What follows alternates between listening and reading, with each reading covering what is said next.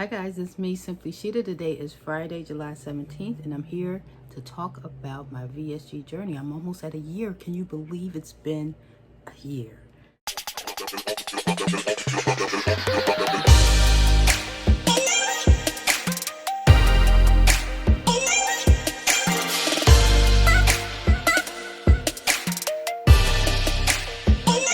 Here we are.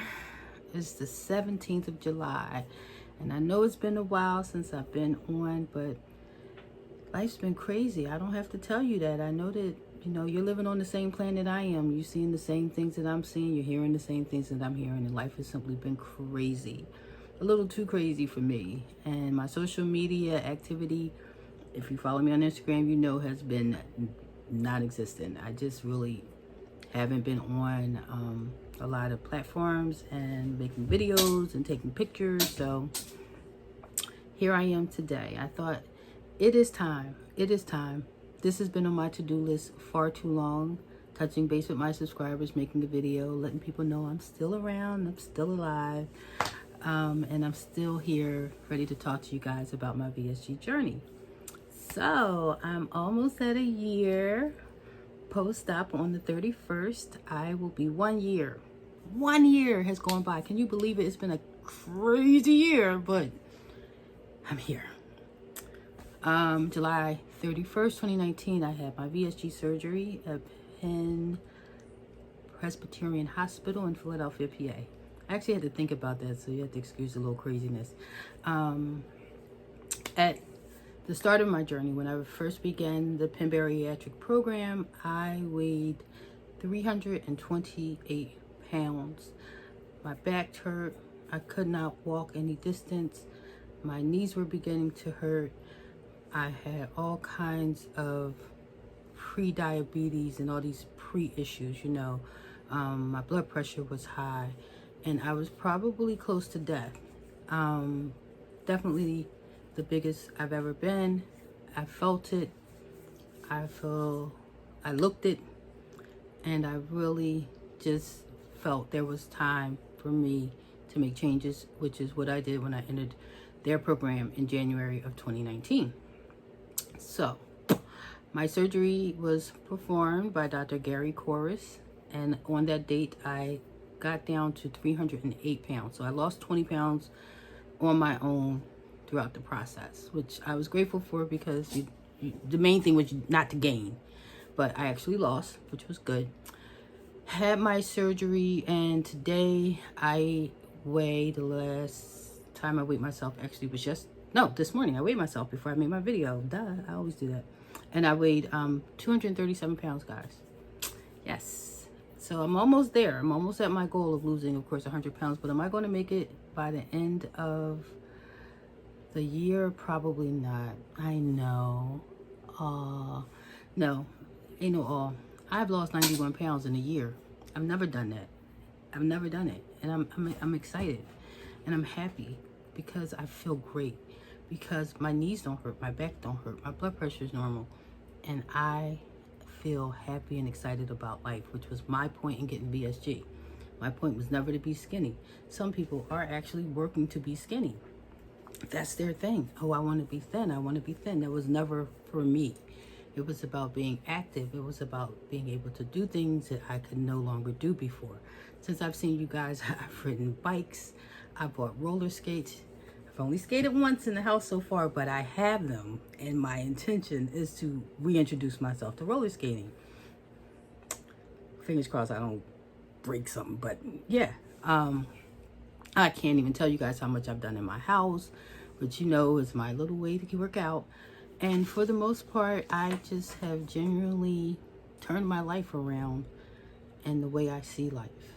This surgery has given me a new outlook on life. You guys know I've done a lot of different things in the last 6 months. Kind of 7 months since the start of January of this year. I started a new job. I retired from my old job. I made a lot of big life changes in a very, very short period of time, and smack dab in the middle of my journey.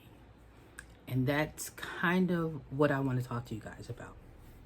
I want to talk about distractions in the journey and how they affect your journey.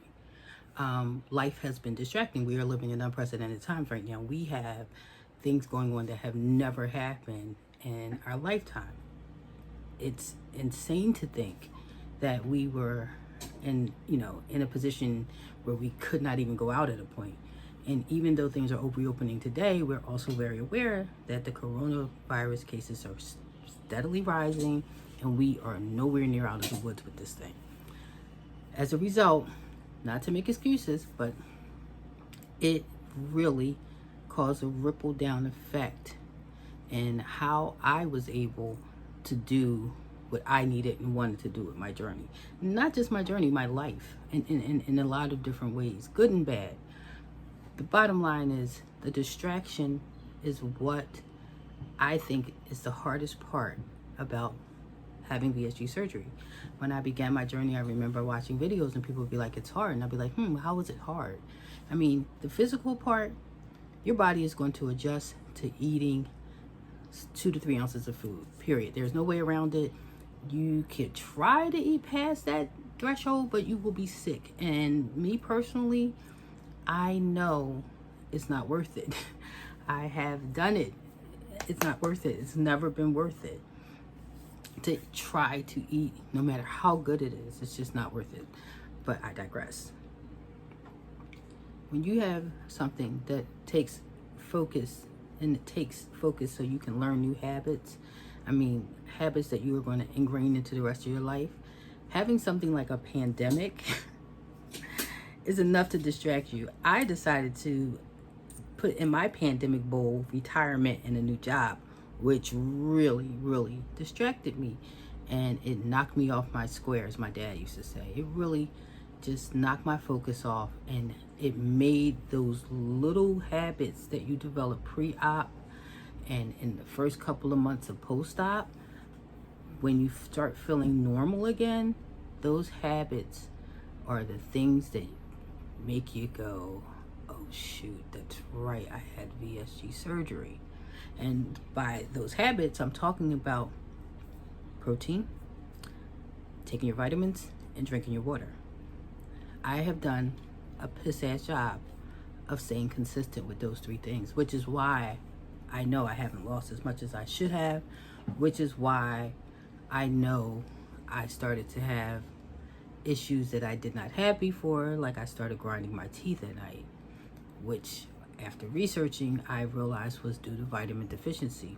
Since I have not been able to see my bariatric team because of the pandemic, I have not had blood work done. I did not get any further counseling from my nutritionist to discuss like how we can move things along. And it really kind of has stalled the progress that I could have made. Not to make excuses, because I could have done a lot more on my own, of course, but it did contribute to my distractions. The distractions did contribute to what I would say, my lack of progress, or more progress that I could have made. So now what's there to do? Fix it, of course. I gotta fix it. How? By going back to the basics, which is what I've been doing. So going back to the basics for me actually is going to mean doing things like the Berrytastic app, which is a great app. You guys know I loved it. I had to keep track of those protein numbers so I know I'm getting enough protein. Of course, going to the vitamin schedule, as well as, of course, drinking more water. Guys, honestly, I was not doing anything I was supposed to do. I consume a lot of protein, but I was not drinking the water. I was not drinking the required amount of water. I was not taking my vitamins consistently. And I can tell you, I was stuck at 240 pounds for months. I didn't go up. I did not go down. The minute I began to get back on that routine, dropped 3 pounds like that. So stick to your routine. Stick to your focus. The VSG journey is going to be a lifelong journey. And stick with those new habits. Develop the new habits the habits that you develop rather pre-op and post-op when you're all excited. just stick with it. That is the best advice I can give anybody that's about to have surgery or that's had surgery and they're in the early stages, being a year out, because I can definitely attest to the difference and the importance of it now that, you know, I'm kind of at the stage where I've almost experienced everything else. You will get used to eating small. Eating for me now is just a matter of finding the best way to get what I need and have a normal diet, if you guys understand what I mean. Like, every 2 hours I have to eat. If I don't, my blood sugar drops, I feel dizzy, I feel weak. It doesn't have to be a lot of anything, but it has to be something. So for me, it's making things available that I can go grab, or something small that I can have to just take that edge off. And it may require me eating a meal throughout the course of the day.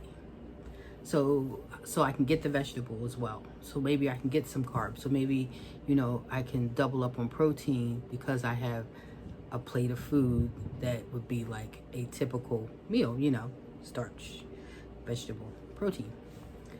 It's those tricks that you learn, you know by now what you can and cannot eat. My diet has been consistently the same as it was before surgery. There really isn't anything that I can't tolerate. Cucumbers taste a little weird. Anything too sweet upsets my stomach. But there really isn't anything I've introduced that's abnormal. And if I do have something a little different, which I guess, or something that I haven't had in a while, for example, I had an avocado for breakfast.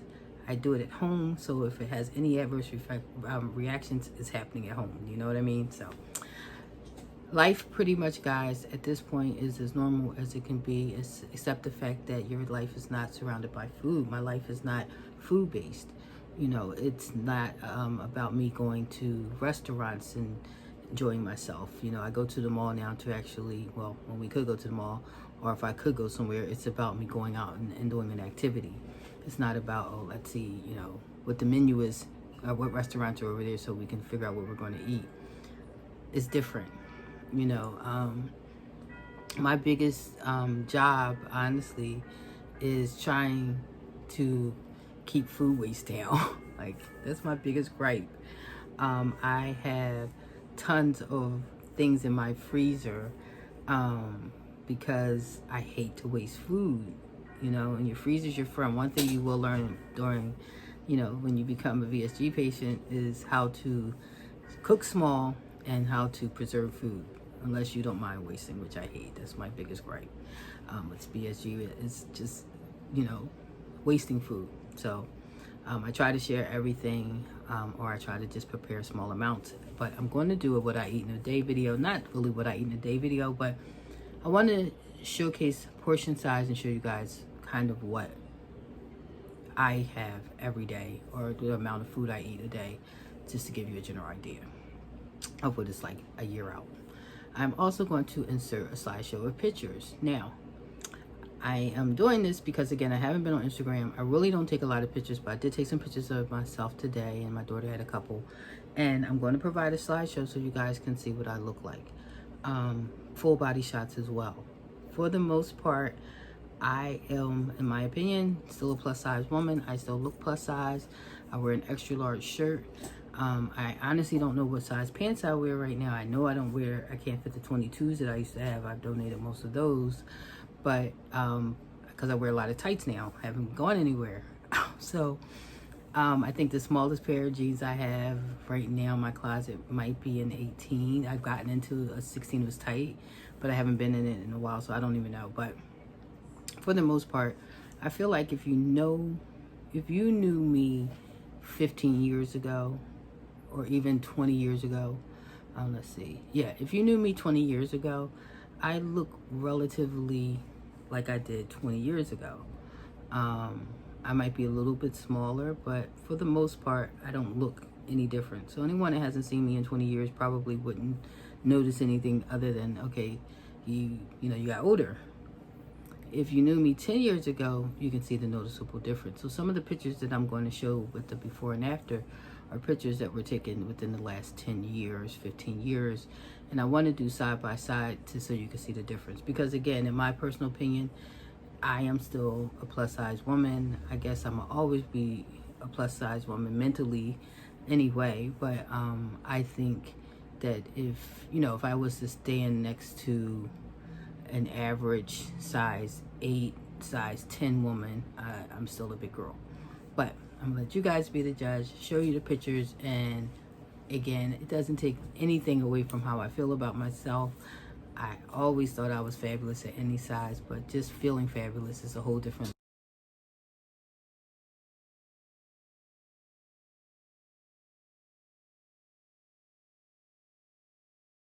So that's where I am today. I'm dedicating this video to Breonna Taylor. I know her name is familiar to anyone and everyone that's walking this planet. So this video I'm dedicating to this young woman whose life was sadly taken, tragically, for a couple of reasons. Number one, we share a birthday. June the 5th is her birthday, as well as the fact that she reminds me of my daughters. She could have been my daughter. She was the age of my daughters, and she just, when I see her picture, she makes me think of someone that I could have been related to. I'm also dedicating this video to a very dear friend that I lost right before my birthday, which was June the 5th. By the way, guys, yes, I celebrated my 52nd birthday this year, but it was kind of dampened by the loss of my very, very good friend, Marisol. I'm just going to insert a picture of her and I. She passed away suddenly at a very young age, and I do these videos, guys, as you know, to kind of record not just my journey, but things that happen in my life and things that are happening in our world, which is why I wanted to mention those two things. So both of you ladies, rest in peace. Thank you all who came to watch my video today. I appreciate it. Please like, please comment, please subscribe, and most of all, please be safe in this crazy, crazy world. And don't forget to love yourself more. Bye.